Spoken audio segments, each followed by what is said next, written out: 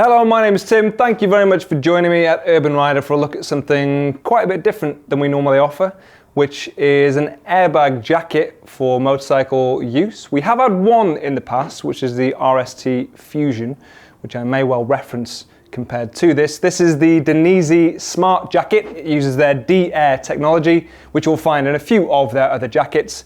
We have either the Smart Jacket or the Smart Jacket LS, as you can see here. LS meaning, of course, that it has sleeves. The standard Smart Jacket is a vest to be worn in conjunction with other things on the bike. This is slightly more expensive than you will find the RST Fusion, so let's start there by explaining this version, the LS version in fact, is £769.95. The standard Smart Jacket is £679.95 instead.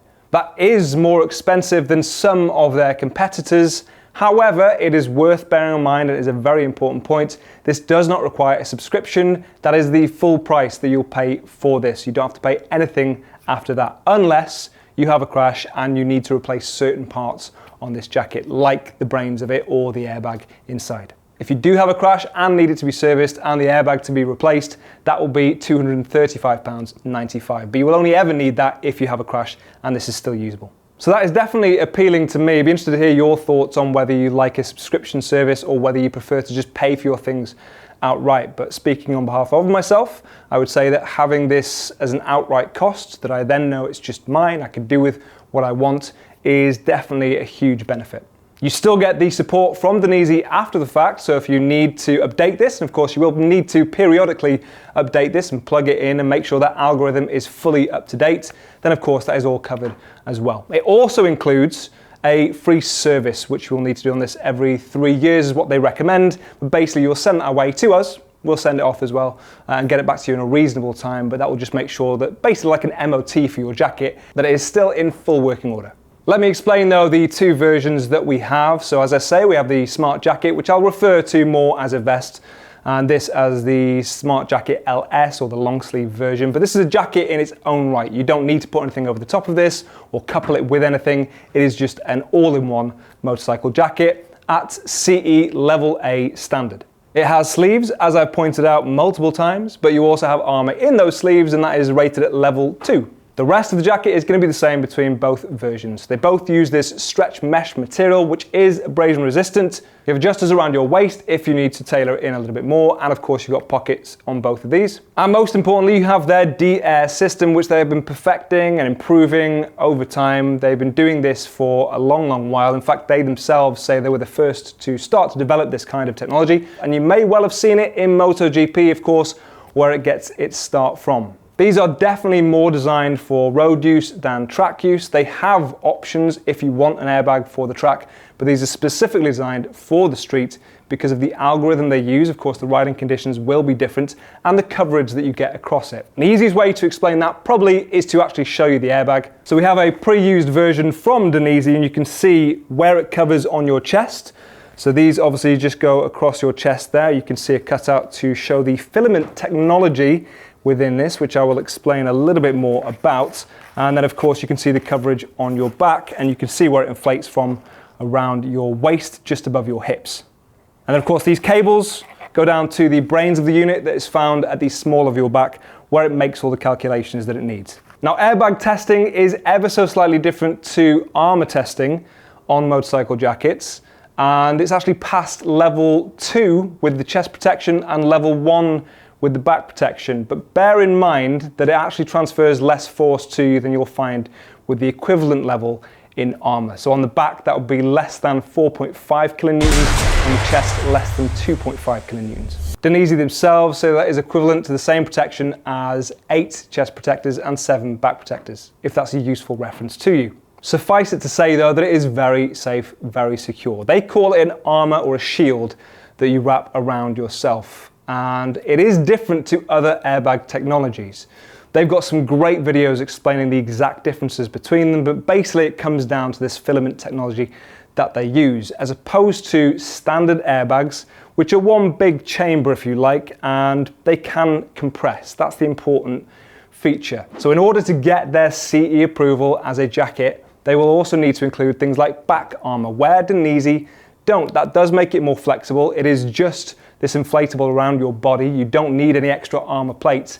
It is its own armor plate effectively. It can take a higher pressure, it will be stiffer than other airbags, and they have videos illustrating as much, parking bikes on it, vans on it, and then inflating it. It really is nice and solid. As mentioned, that covers your chest. It does go over your shoulders, but not specifically mentioned in the testing, and then of course your back. Then we get on to the brains of the unit, which, as I say, is found in the lower back portion of this jacket. There's a pouch there that you can unzip and get access to. It's got a USB-C connector. That's really nice because most things now are USB-C. You can just take one plug with you, charge your phone, charge your jacket as you may require. It has a fast charge function and it will hold its charge for up to 26 hours. If you're riding for more than 26 hours in a single journey, I'd say you have other health conditions that are possibly more pressing at that stage. But of course, that's long enough that on a longer journey, you can pull up and stop for the night, charge it, and it's ready to go the next day. They do intentionally limit it so that you can't charge it on the bike, so that you're not going with a partial charge and you don't run the risk of riding in this thing when it's not active. When initially setting it up though, you'll plug it in, see if there's any updates to do, and periodically again, it might be a good idea just to check if there are any updates, because they will keep improving that algorithm so that it is up to date and as safe as it possibly can be. You can get the app either on your Mac or Windows PC, not available yet on a phone. They may well update that in the future. You can also set it up for transportation. I think they call it shipping mode, but essentially it just deactivates the jacket. If you were taking a flight, if you're traveling somewhere, or you're shipping it somewhere, you can deactivate the jacket so that it's not accidentally armed. Now, when it comes to actually wearing it and activating the jacket, it could not be simpler. You have a magnetic clip around your neck that you fasten off, and that completes the circuit and turns on the jacket. You will see the emblem on the chest turn blue to let you know that it is on.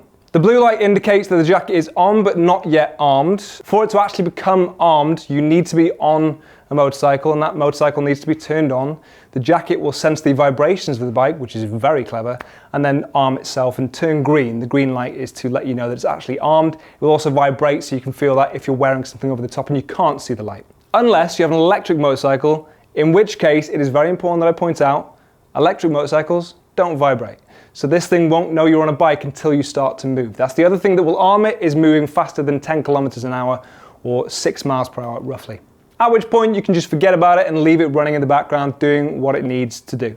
One of the questions that comes up quite regularly though is, could it accidentally go off? And the answer is no. It is far too intelligent for that. The brains of the unit, as I say, are found in the bottom here, and they follow a very specific set of algorithms. When I use the word algorithm though, because that somewhat does go over my head actually, I just throw it around like I know what I'm talking about.